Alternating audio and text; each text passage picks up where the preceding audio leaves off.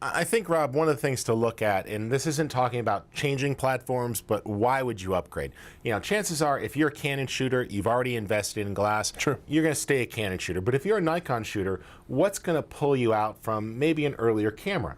Well, one of the things that I know is that this particular camera is a very nice, solid upgrade. So if you're coming from something as old as a D300, this is a no-brainer. But if I was on a D7000, like I am, I still am on the fence. I think it's really worth upgrading. I love the performance, but I think part of that is not just the video performance, but the overall full-frame sensor and the stills performance. Yeah, clearly, Rich. I mean, this camera, when you look at it on paper compared to, say, a competing model like the 60, in not every way, but in many ways, this camera outperforms the 6D. But I say outperforms mainly on the still side of things. A lot more autofocus points, a lot more control when shooting stills. Some of the big benefits to me here are obviously the full frame sensor. And on the Nikon, we actually have a little bit higher megapixel count than, say, the 6D. We have about 24 megapixels. But here's the good news. Nikon gives you the ability, if you are using those crop type lenses, FX versus DX,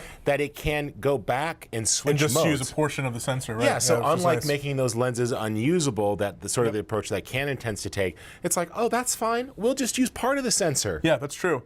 Other benefits, I think, you know, for still shooting as well is the autofocus system. We have 39 points versus 11 on the 6D. Now, with that said, having used both cameras, the 39 autofocus points are still kind of grouped right in the center of the frame. 39 in about the same area that those 11 are. Right. So for all practical purposes, I haven't had a lot of trouble with the autofocus points on the 6D. Yeah. But if you're a technical nerd like I am and want to know that you have the best, obviously 39 versus 11 equals better. Well, one of the things I do like about this camera, though, is I do a lot of time-lapse shooting, which a lot of you people in the DSLR video are also going to be into.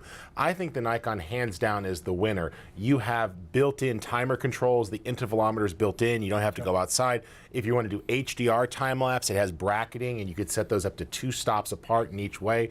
So I think for a person who does video but also wants time-lapse and still shooting, personally, I think the D600 is a better buy than the 60, but let's talk purely about video. Yeah, so there's some really nice video things on here. One of the big benefits that I think here with the Nikon D600 is over here on the left-hand side, we actually have a headphone jack. What a novel idea, a way to actually monitor your audio directly from the camera. Well, I know every audio I've ever put into the camera is exactly recorded how I expect it to be. This is just something, in my opinion, that Nikon's gotten right, that Canon, for whatever reason, still hasn't gotten on board with. I think that moving forward, we're going to see almost all cameras that are video-enabled have headphone jacks. Big benefit.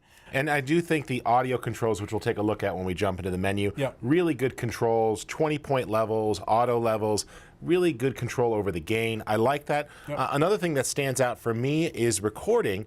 This has 2 card slots. Which is nice. You know, a lot of people have been talking about the 2 card slots, and when you're shooting stills, there's great ways to combining this. You could shoot RAW to one card, you could shoot JPEG to another, but when video, think about one way to use it is as overflow, right? Is that you can record to one card, that card gets full, you're overflowing to the next card. So we talked about in previous episodes getting around recording length limitations and swapping cards and all that kind of stuff. Having the dual slots is a nice thing to have. And I think one thing to realize is that it's sometimes difficult to know how much capacity you have left, because when you're in the middle of recording, you're seeing how much time is left in that clip. Well, you might come out of that clip going, okay, I bailed out with plenty left, and then realize that you don't have enough for the next shot. Then you're fumbling in your pocket, where's my next card? The fact that it could roll over, or if you're doing short enough shooting, it will actually mirror to the second card. Which is true, yeah. Or even better, I will generally say, oh, put my stills on one card and video on the other. Yeah. And another great feature that I like about this camera, that it's not perfect as of yet, but I think that Nikon will get it pretty much perfect through some firmware updates, is the HDMI out. The HDMI out on this camera is actually a clean HDMI out. And unlike Canon, which is kind of like, oh, well, you need to buy this higher model camera. That's the C300. They're like, oh, you want clean HDMI? Okay, we'll give it to you. Yeah, now the issue perhaps with the cameras that we've been using, or the sort of the firmware right now, is that There is a little issue where it's a clean HDMI out, except we're getting blanking around the image, meaning that there's black or dead space around the frame, so it's not going to perfectly full frame. And I know that it's not a lot. It's a couple of pixels. It's a couple of pixels, but it's still there for an uber geek like myself. Yes. I notice it, but I'm sure it's something that will be alleviated in the future. And this is nice because put in a external recorder like an AJ Key Pro or something like that and plug it in. You're recording directly to that recorder, different file formats available, which is definitely something that's nice. And the last thing I'd say on the positive front is that they really did a nice job on the buttons. It's super easy. You flip a switch, you can absolutely tell you're in video mode.